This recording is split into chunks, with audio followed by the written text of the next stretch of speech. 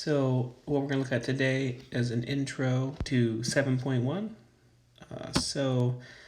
We're going to be solving systems of equations by substituting today. So this should be something familiar to us since this is a concept that we most likely have seen in Algebra 2. So we're going to review that today. Let's say we have this system. And most of the time systems are set up with a bracket like this on the left. We have x plus y equals 4 and x minus y equals 2. So the top is equation 1, second is equation 2. And we want to solve where both these equations are equal to each other at. So it's most likely going to be an ordered pair. So here we're going to solve by substitution.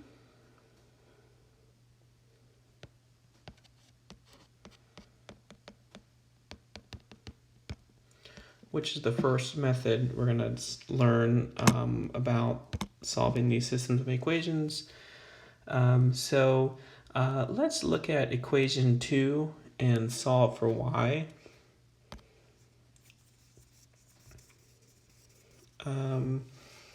It's probably easier if we just solve for x. So let's look at equation 2 and just solve for x.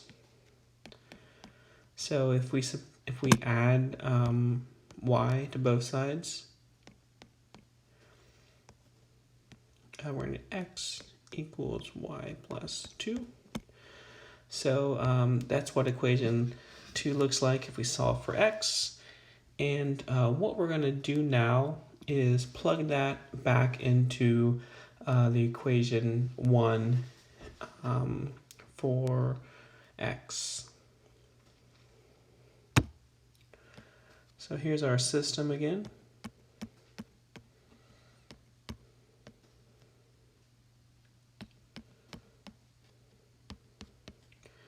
And we just solved equation 2 in terms of x. So in equation 1,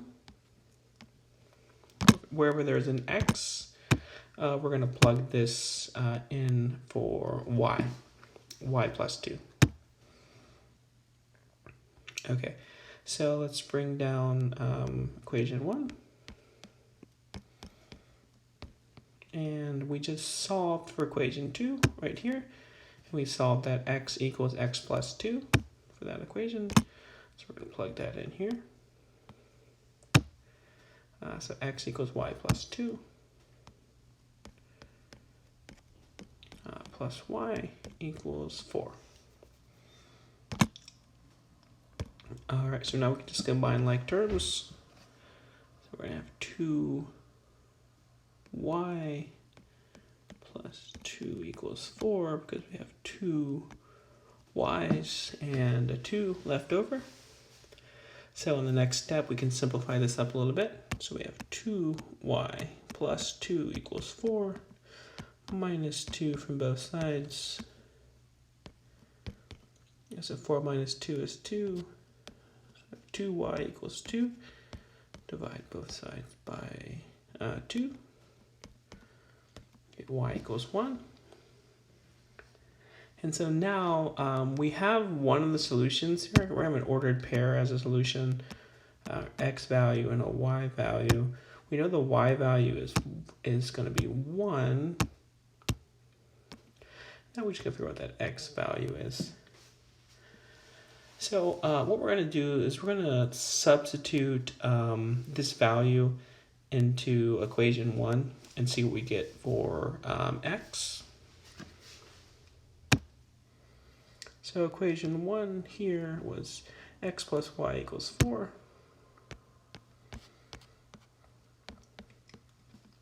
And we know if we had the situation where y equals 1, we can figure out what x would be here.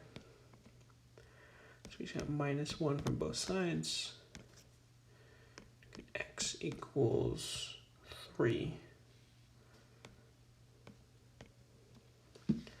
So the solution here for this system would be x equals 3 y equals 1. So this will be our solution here. We can check that. So let's just check that into this system.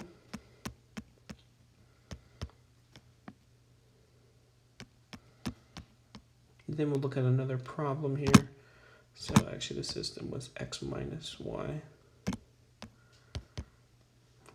equals 2.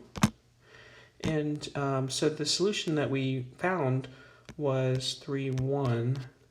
So that has to be true in both instances of this system here. So remember that's equation 1, that's equation 2.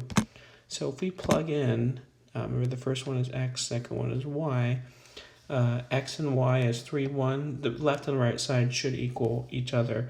So on equation 1, if x is 3 and y is 1, they should equal 4, and that works out. So that's correct. Let's get equation 2. So if x is 3 and y is minus 1, that should be 2, and we get 2 equals 2, and that also checks out. So that works for both equations, therefore that's a correct answer. Let's look at one more scenario for this. So let's see what we have here. Let's look at this one. This system, x minus y equals 0, and 5x minus 3y equals 6. So when we're solving as substitution, what we want to do is always pick the easiest equation to work with. In this case, equation 1 on top looks like the easiest to work with. So let's just solve this one. So let's just solve this one for x, I guess, now. So if we add y to both sides, here we're going to get x equals y. So what we can do here is just substitute either x or y into the second equation, since x and y equal each other. So let's just plug in x into the second equation and see what we get. So, so we're going to plug in x for y into the second equation. So the second equation was 5x minus 3y equals 6.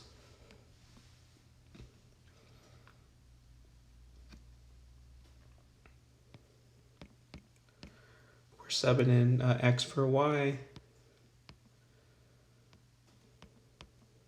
That has to equal 6. All right, so that's not really drawing too well. But those both need to equal 6.